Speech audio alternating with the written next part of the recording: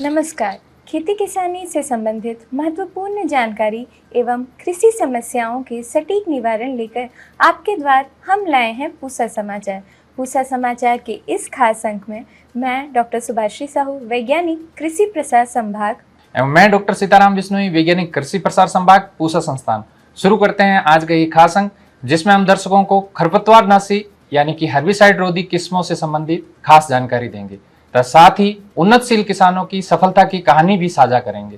पूसा समाचार के माध्यम से विभिन्न प्रदेशों से किसान भाई लगातार अपनी समस्याएं हमारे व्हाट्सएप नंबर 9560297502 पर भेज रहे हैं, जिसका समाधान हम पूसा व्हाट्सएप सलाह सेगमेंट में आपसे साझा करेंगे। और अंत में मौसम खबर।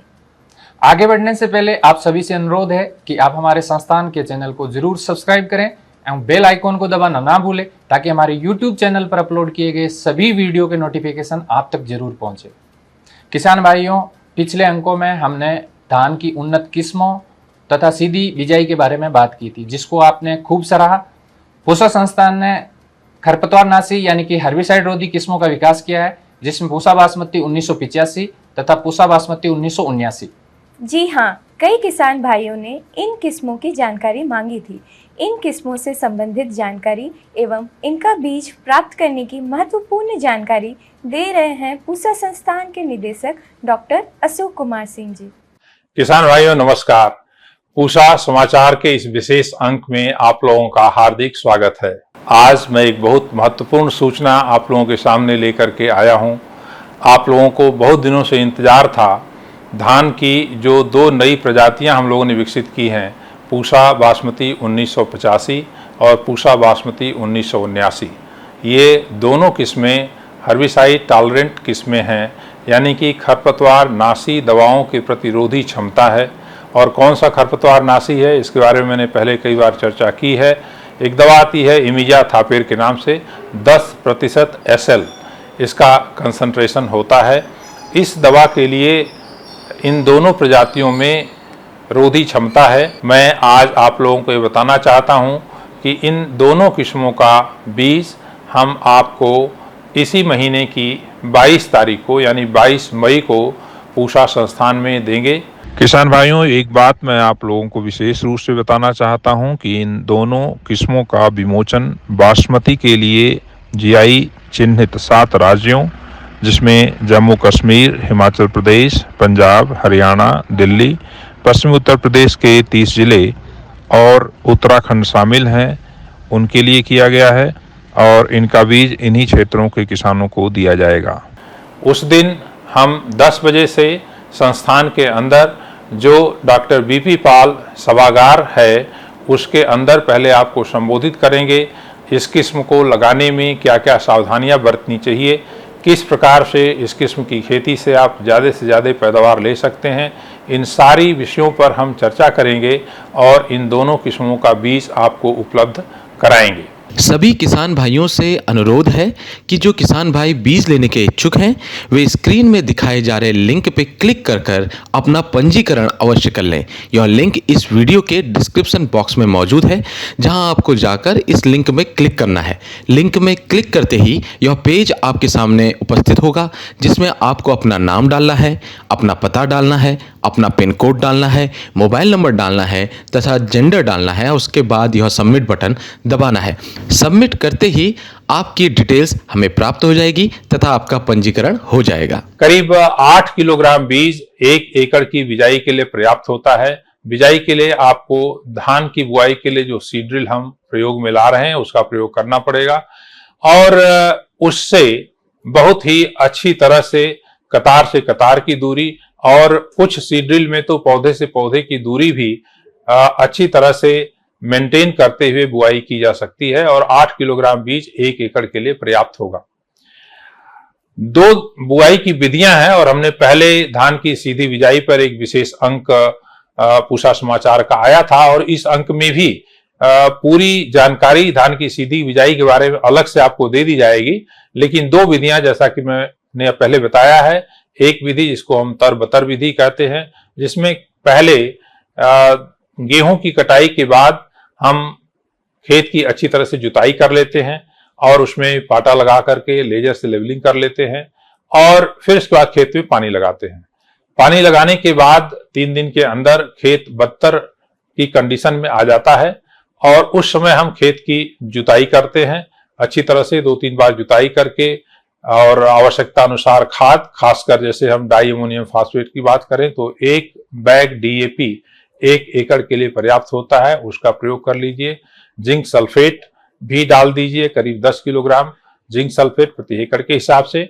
और इसके बाद खेत को अच्छी तरह से जुताई करके, खाद अच्छी तरह से मिला करके और फिर उसमें पाटा लगा करके लेजर से 2-3 बार लेवलिंग कर लीजिए, जिससे मिट्टी अच्छी तरह से दब जाए।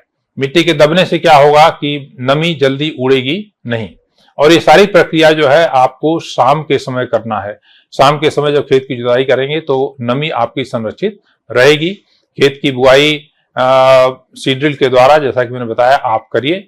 और फिर इस तरह से तरबतर विधि से बुआई किए खेत में करीब 18 से 20 दिन बाद जब खरपतवार उगाते हैं, 2 पत्ती उसमें हो जाती है, उस समय हम इमिजाथापेर दवा का प्रयोग करेंगे।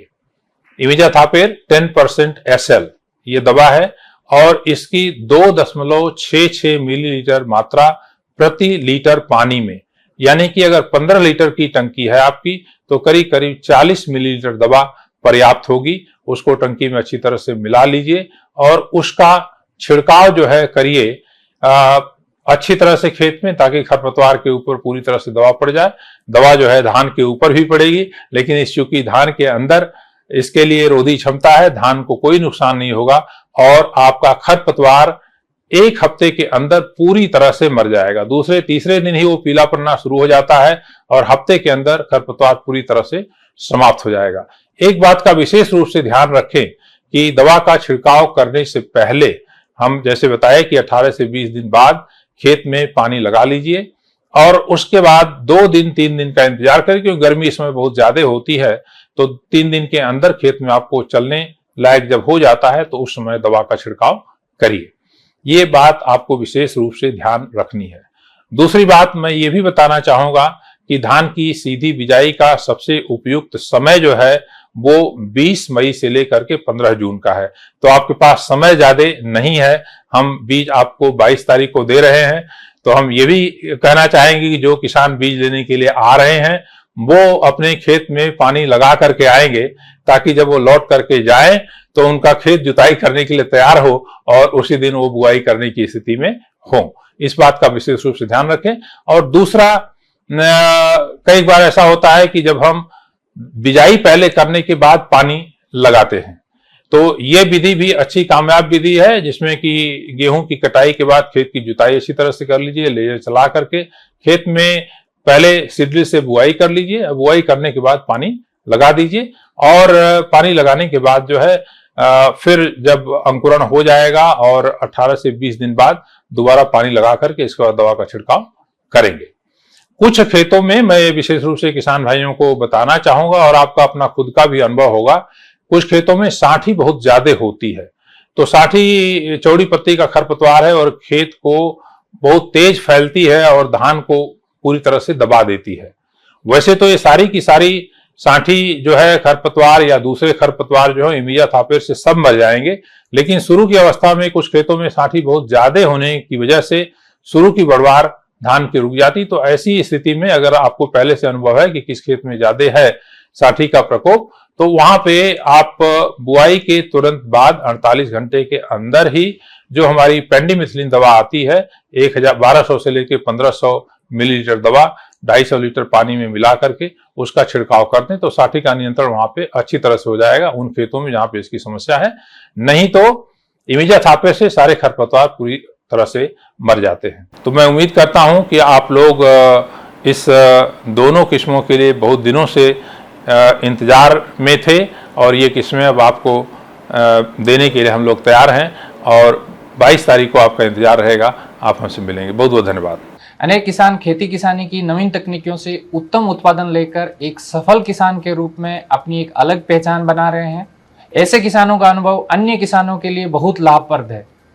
आज के हमारे खास सेगमेंट अवर फार्मर्स अवर हीरोज में हम आपको रूबरू करा रहे हैं पलवल डिस्ट्रिक्ट के नवोन्मेषी किसान श्री श्यामदत्त कौशिक जी को, जो सब्जियों की उन्नत जैविक खेती करते हैं। भारतीय कृषि अनुसंधान परिषद की एक महत्वाकांक्षी परियोजना फार्मर्स फर्स्ट प्रोग्राम के तहत भारतीय कृषि अनुसंधान संस्थान यानी पूसा ने हरियाणा राज्य के पलवल जिले में नाडोता गांव को गोद लिया। वर्ष 2016-17 से हमने संस्थान की उन्नत प्रौद्योगिकियों और तकनीकों का यहाँ प्रसार किया, जिससे अनेक किसान लाभान्वित हुए। पूसा समाचार के खास सेगमेंट अवर फार्मर्स अवर हीरोज में आइए सुनते हैं एक ऐसे ही किसान का अनुभव। नमस्कार। नमस्ते। बहुत स्वागत आपका हमारे कार्यक्रम में। हमारे दर्शकों को अपना परिचय दीजिए। मेरा नाम श्यामदत्त, गांव डाडोता, तहसील पलवल, जिला पलवल का स्थायी निवासी हूँ, हरियाणा।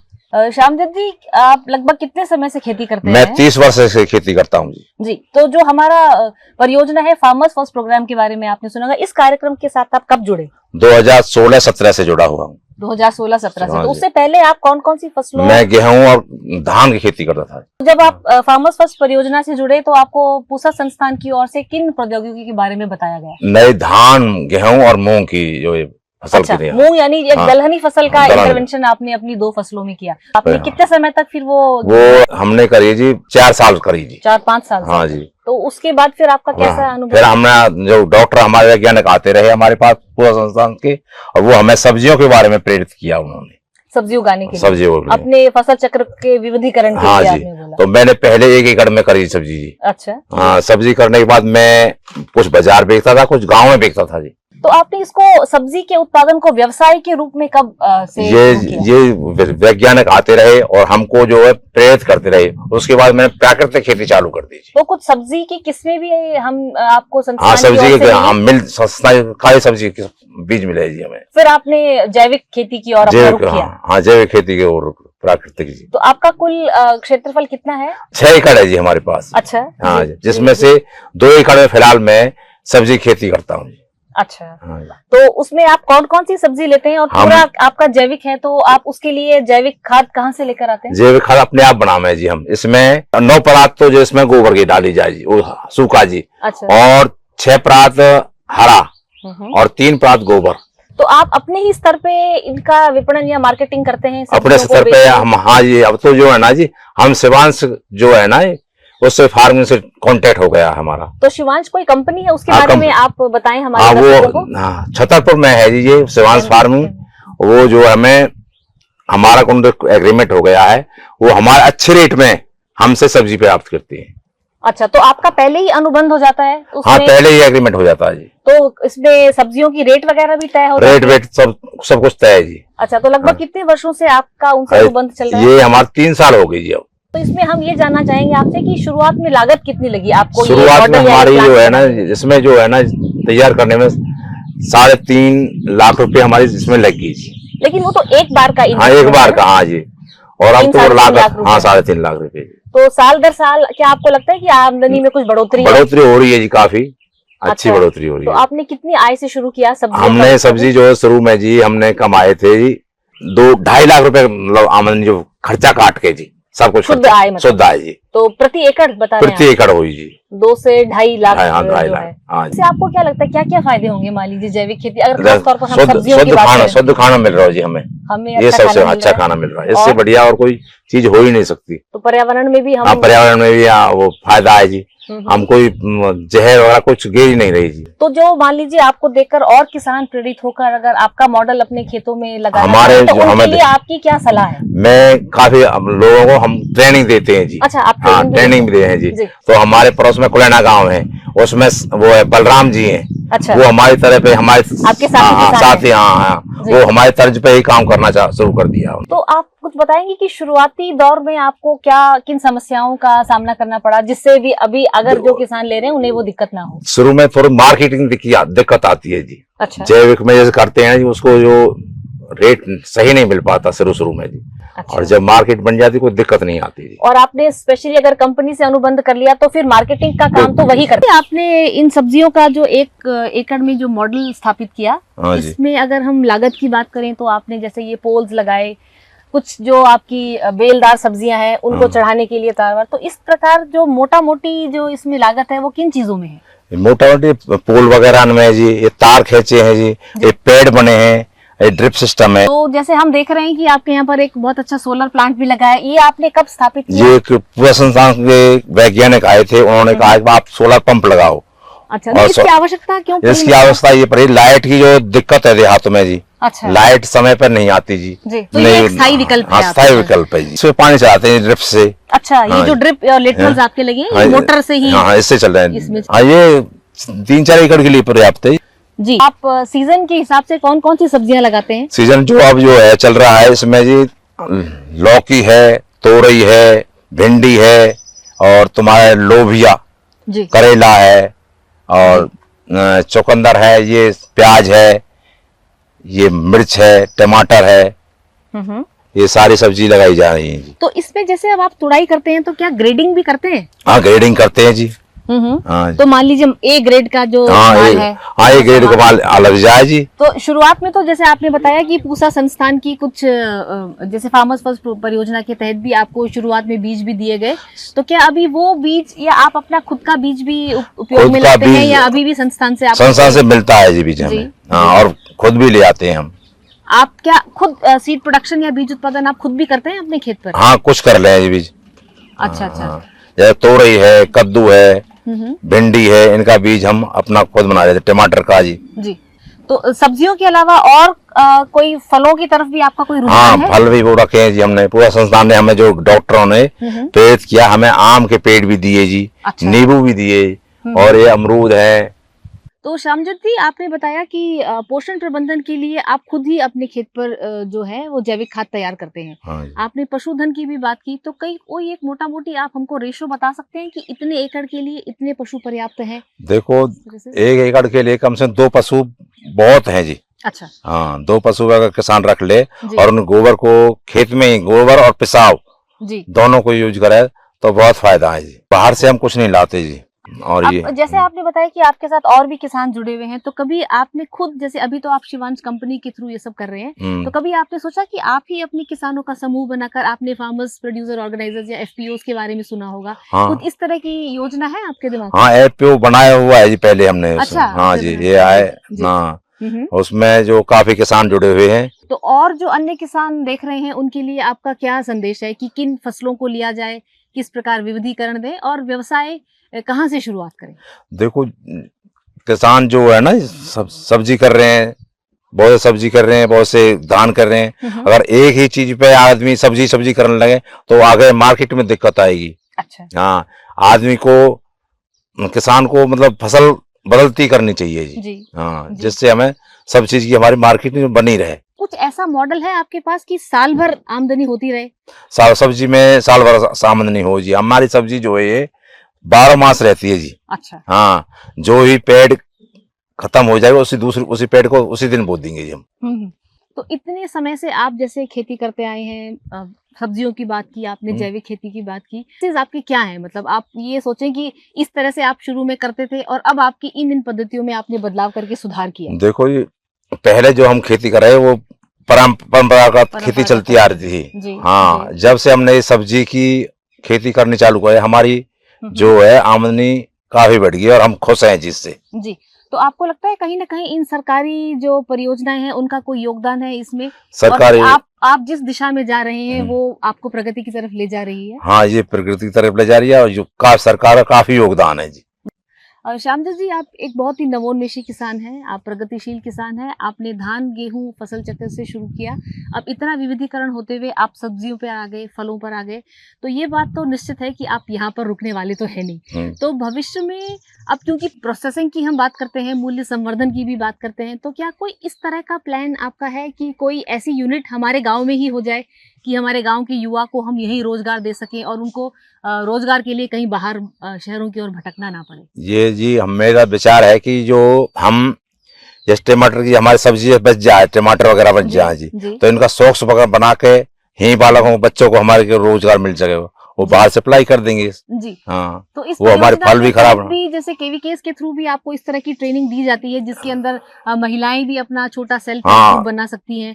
तो इस तरह से आप अपने गांव में जो आपकी महिलाएं हैं जो वो उनको भी आप अपने इस कार्यक्रम के साथ में जोड़ सकते हैं। तो कोई उस तरह की कुछ प्रगतिशील महिलाएं भी हैं आपके हाँ, साथ में, इस प्रकार का कोई विचार है आपका? महिला है जी और तैयार की जाएंगी जी। सब्जियों से जो उत्पाद हाँ। बनते हो खाद्य संवर्धन करके हम? हाँ जी, सब्जियों से जैसे गोभी है जो काट के सुखा ली जाए। अच्छा। हाँ, उससे जो आगे काम आती रहे जी वो पीछे। अच्छा। हाँ जी। तो एक सतत रूप से हम रोजगार जो है और संपूर्ण न केवल 1 या 2 किसान बल्कि संपूर्ण गांव को हम इस परियोजना के माध्यम से आत्मनिर्भर बना सकते हैं। बना सके जी हम आत्मनिर्भर जी। हाँ। तो श्यामदत्त जी बहुत बहुत धन्यवाद आपका, आपने हमें समय दिया इस तमाम बातचीत के लिए।